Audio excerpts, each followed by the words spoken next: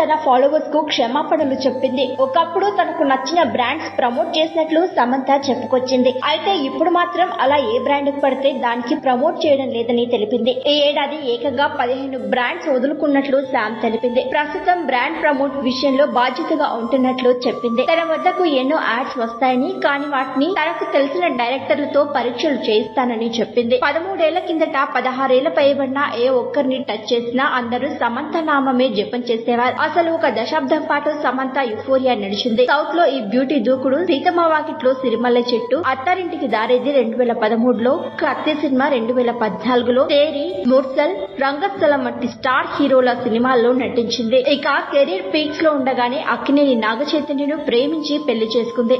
అంగరంగ వైభవంగా పెళ్లి చేసుకున్న ఈ జంట కలిసి 4 ఏళ్లు కూడా కాపురం చేయలేకపోయారు. పరస్పర అంగీకారంతో వీరిద్దరూ విడాకులు తీసుకున్నారు. దాంతో విడాకుల తర్వాత నాగచైతన్య మళ్లీ పెళ్లి చేసుకున్నాడు. సమంత కూడా కొత్త లైఫ్ ను మొదలు పెట్టాలని ఆమె కుటుంబ సభ్యులు, సన్నిహితులు ఎప్పటి నుంచో సజెస్ట్ చేస్తున్నారట. పెళ్లి చేసుకుని తనకంటూ ఓ లైఫ్ ను తిరిగి క్రియేట్ చేసుకోవాలని చెబుతున్నారు. ప్రస్తుతం సమంత సిటాడెల్ హనీబన్ పూర్తి చేసిన తర్వాత రక్త బ్రహ్మాండ్ అనే యాక్షన్ ఎంటర్టైన్ లో నటిస్తుంది. ఈ సినిమాకు రాహి అనిల్ బార్వే దర్శకత్వాన్ని వహిస్తున్నారు. అలాగే మా ఇంటి బంగారం అనే ఫీల్ గుడ్ ఫ్యామిలీ డ్రామాలోనూ కనిపించనుంది. నిర్మాతగా మారిన సమంత త్వరలో విడుదల కాబోతున్న శుభం అనే సినిమా ద్వారా మరో మెట్టు ఎక్కబోతోంది. ఇటీవల కాలంలో ఆమె ఎక్కువగా సెల్ఫ్ లవ్, మహిళా సాధికారిక వంటి విషయాలపై సోషల్ మీడియాలో స్పష్టమైన సందేశాలు ఇస్తూ తన జీవితాన్ని పాజిటివ్ గా మలుచుకుంటోంది. తెరపై హీరోయిన్ మాత్రమే కాదు, జీవన పాఠాల్లోనూ సూపర్ మ్యాన్ గా మారుతోంది సమంత.